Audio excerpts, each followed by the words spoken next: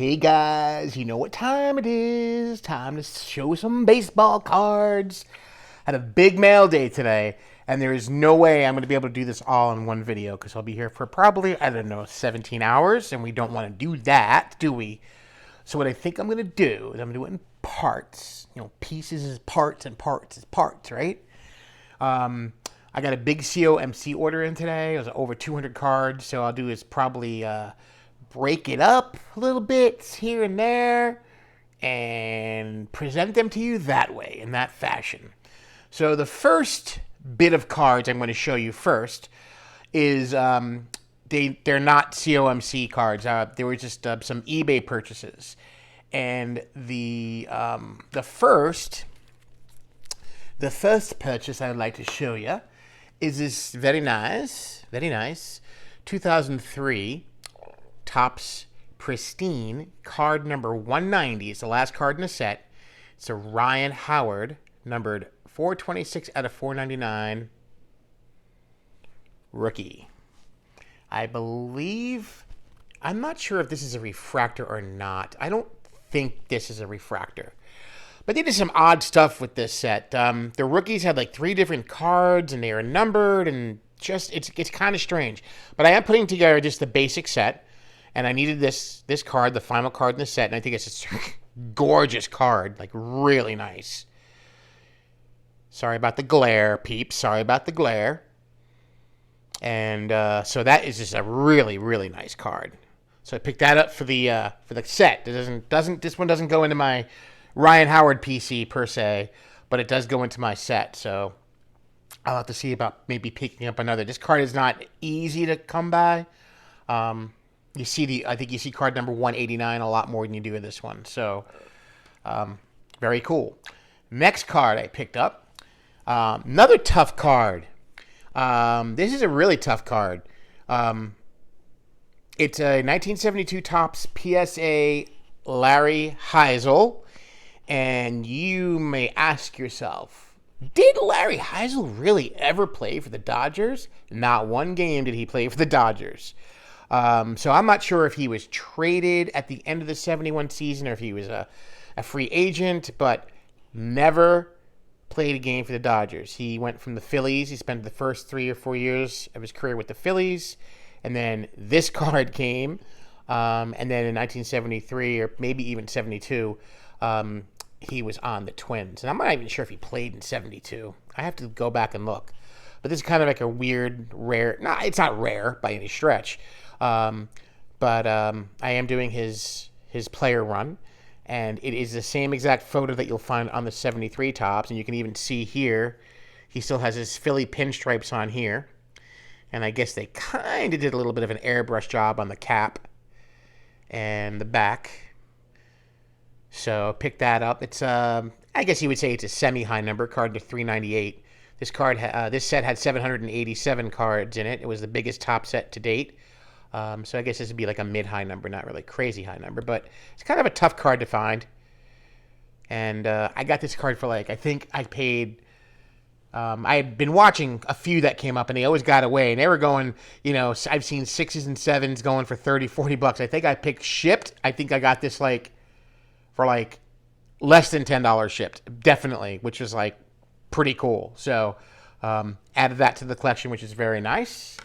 And then I picked up this really, really nice lot of Don Mattingly cards from COMC. And I think this adds, I just counted them, this adds 17 cards to the count. And this is going to put me at about 930 unique Don Mattingly cards. So I should definitely be able to get to the 1,000 this year. Especially with the rate they've been putting cards out for him the last few years, modern cards. So it's pretty cool. So the first card I got is this. This is a 2019 Topps Tribute base green. And that's nice. And what I love about COMC now is they give you these little slips in the cards so you can, know exactly what you're getting. And, they do take a little more time to, get your cards.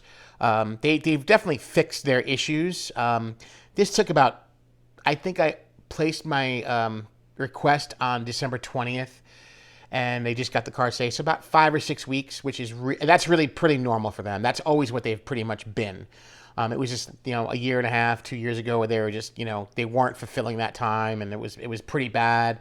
But they've redeemed themselves, and they're doing this now, which is fairly new. I think the last time I did a COMC review, I talked about that, but it's definitely accurate. It's an accuracy thing. They put these pick tickets in with your cards, and it's nice to have the little blurb so I don't have to do this and not read the card and stuff. So there we go. 2019 Topps Tribute Green. It's a little thicker card there, which is nice. And then Boo Boo Boy here. I picked up 2 of the 2005 Donruss Zenith Epics Blues by mistake. So what I did, and this is card... this is numbered at the 350, and this is card number 290, and this is card number 254.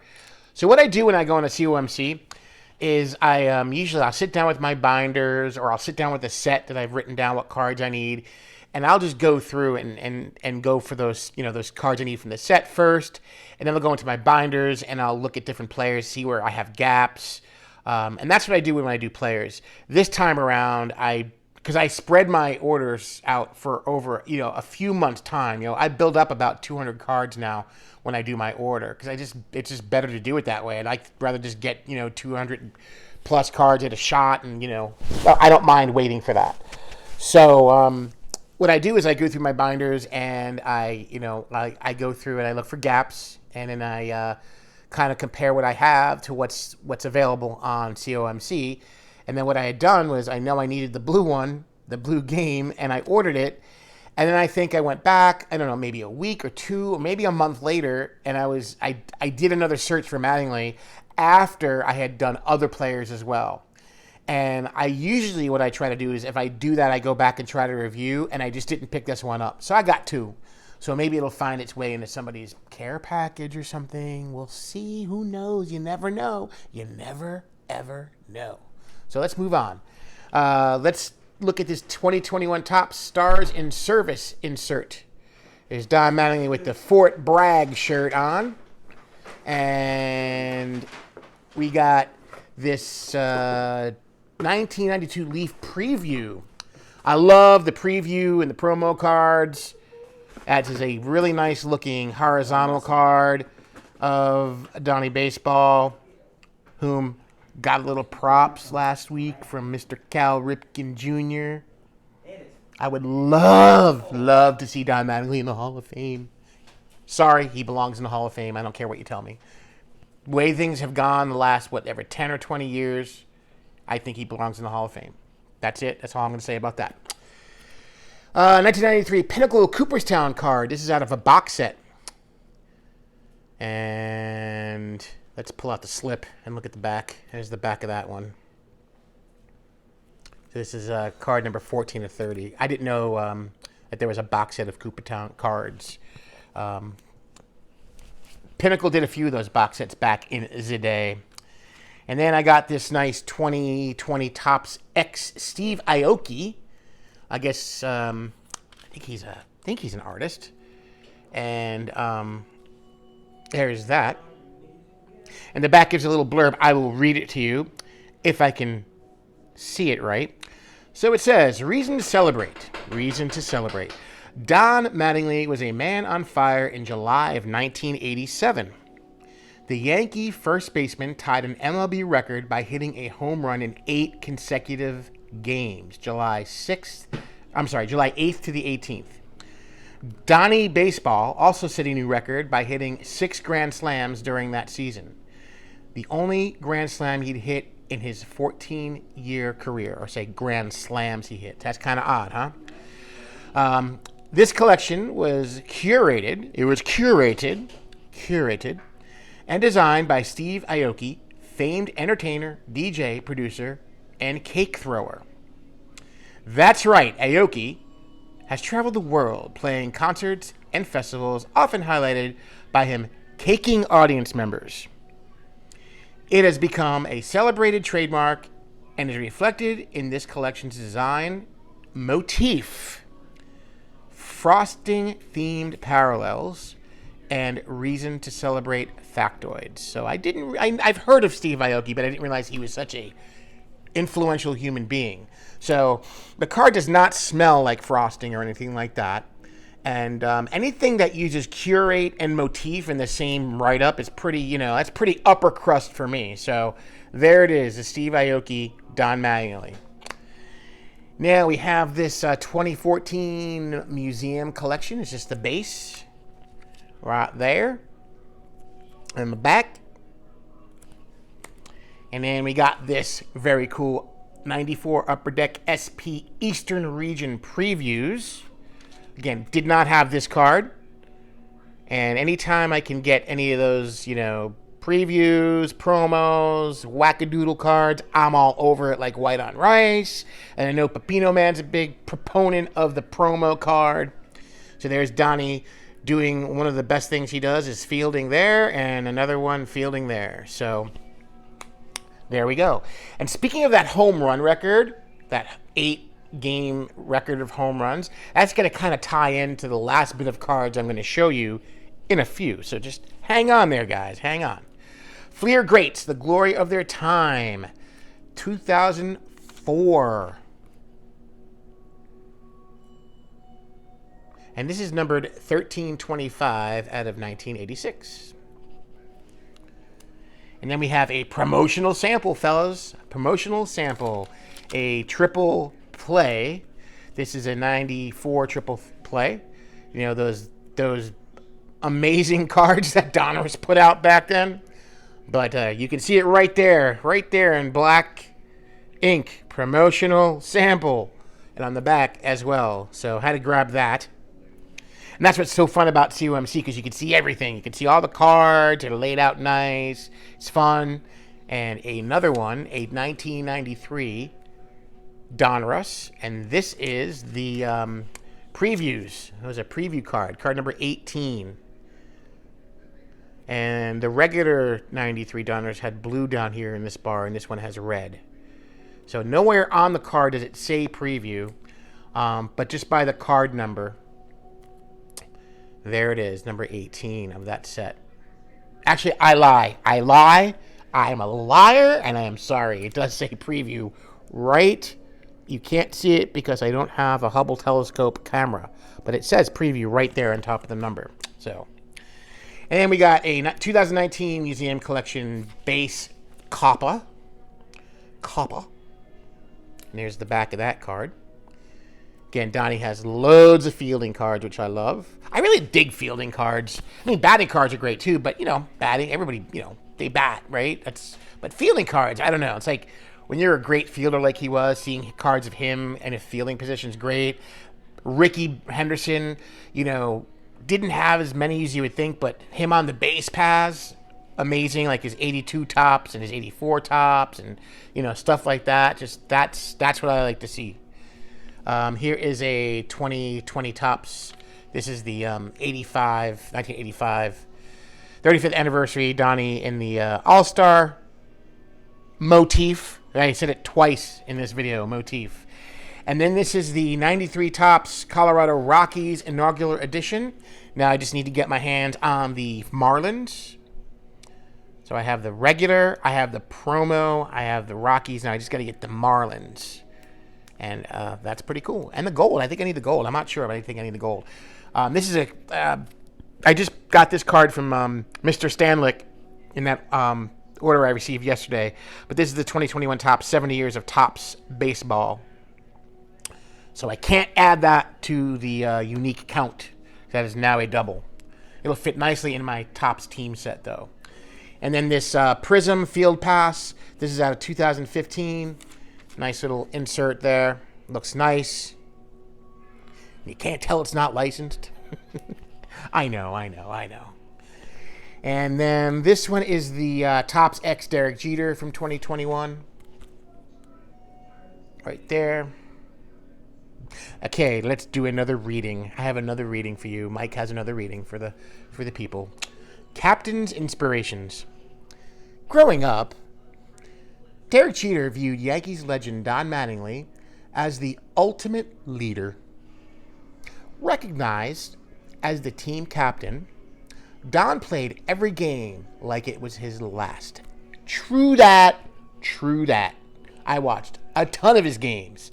He was a warrior out there. Upholding the high standard for all those who suit up in pinstripes. Derek succeeded Mattingly as Yankees captain in 2000. That would be a 2003. So there it is.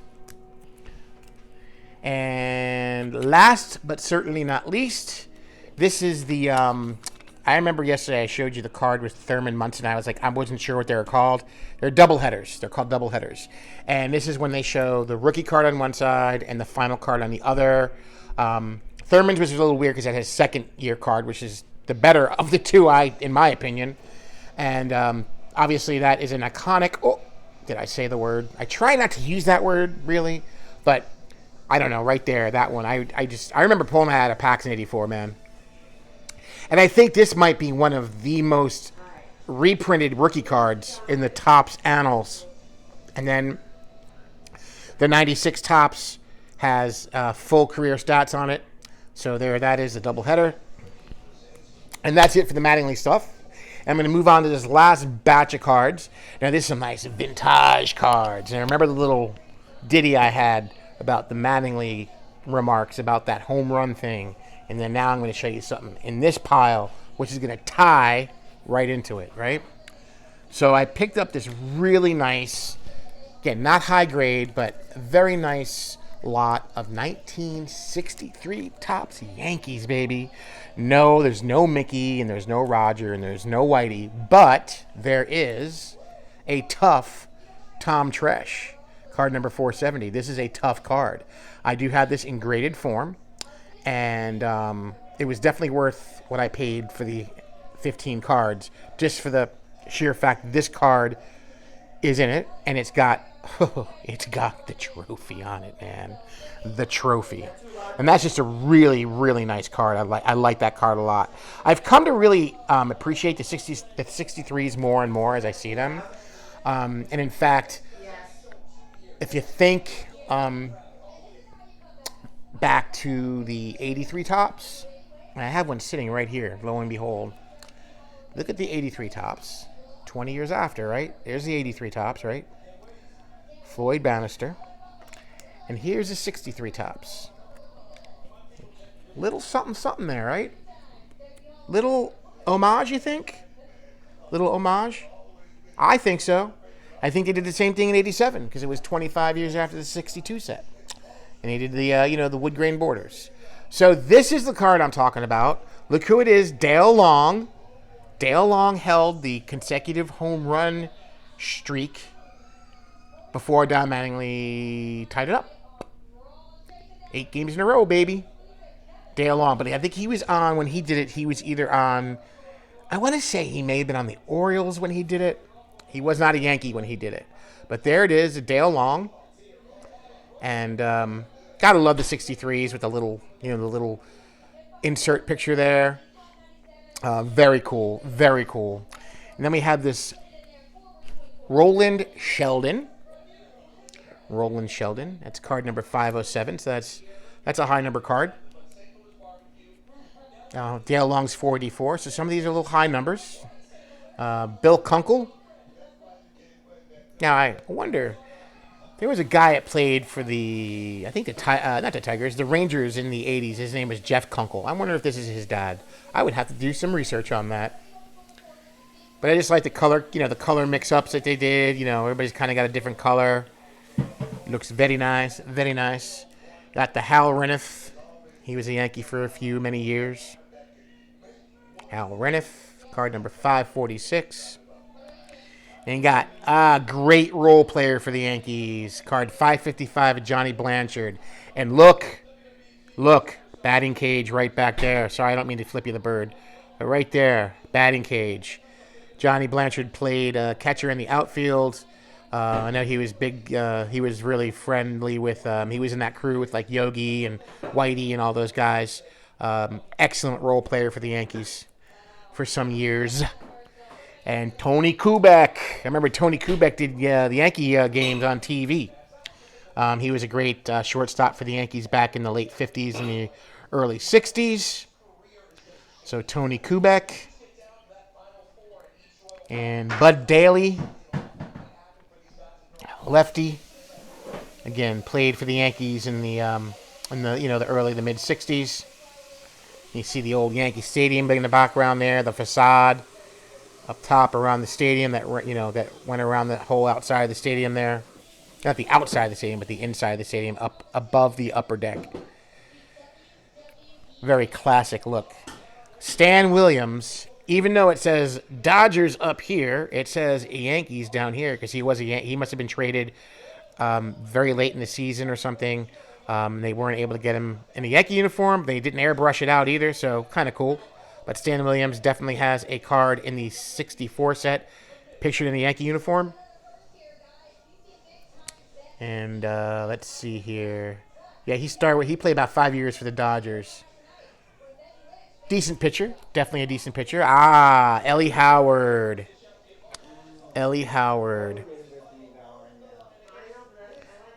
I think Ellie was the first African-American Yankee, and he is a classic. He has his number retired, was a great, great player, part of many World Series championships. And he was the one. Elston Howard was the one back in '77 when Reggie went after Billy in the dugout after Billy pulled him from the game in Fenway. Elston was like holding Billy back because he was going nuts. Billy was crazy, but he was awesome. But yeah, he was a coach for the Yankees back in the late '70s. And Hector Lopez, another great role player for the Yankees. Hector Lopez played outfield. Is food ready yet? Hector Lopez, yes sir. Food is ready. Mom says she doesn't think it's Another great Yankee, Bobby Richardson. And he was a big-time important player for the Yankees in the 1960 World Series because he caught that searing line drive off of the bat of Willie McCovey to end the series and give the Yankees the win over the Giants. So him and Tony Kubek and Kubek, I'm sorry, it's Kubek and Tom Tresh. Again, really great, great role players for the Yankees in those days. Starters. They were starters, but they were just solid, really solid players. And then you got to love a guy named Tex Clevenger. And then we got this 1963 rookie stars of Jack Cullen. But what's cool, it's also the rookie card of Dave DeBusschere, who played in the NBA. He played for the Knicks, and I think he was the Knicks general manager or somewhere in the front office for many years in the 80s. So, yeah, Dave DeBusschere played baseball and basketball, kind of sort of like Danny Ainge. Yup. I think there's another guy in the early 2000s. I mean, Mark Hendrickson. I think he pitched for the Marlins or somebody. He was a really tall dude. He played basketball as well in the NBA, like 6'8" guy. And then the strikeout leaders, it features Mr. Where is he? Ralph Terry. I'm like, where is it? Ralph Terry. So we got two Hall of Famers. We got Jim Bunning up here. And we got newly elected Hall of Famer Jim Kittycott down there. So the leader that year was Camilio Pascual. He had 206 strikeouts in 1962. And Bunning had 184. Terry had 176.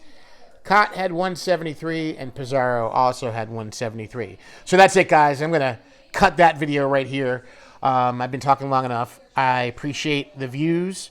I appreciate everybody out there in YouTube and in the card community, in the card unity, in the card family, the whole nine. Thanks for everything everybody does. And I will catch you on the next video. Probably be soon because I got a lot of stuff to go through because I can't put it away, right? Can't put it away until it's gone through. So peace, have a great night, and may the cardboard gods shine down upon each and every one of ye. And let's have Tex let's have Tex Clevenger with the beautiful unibrow take us out for this video. Later.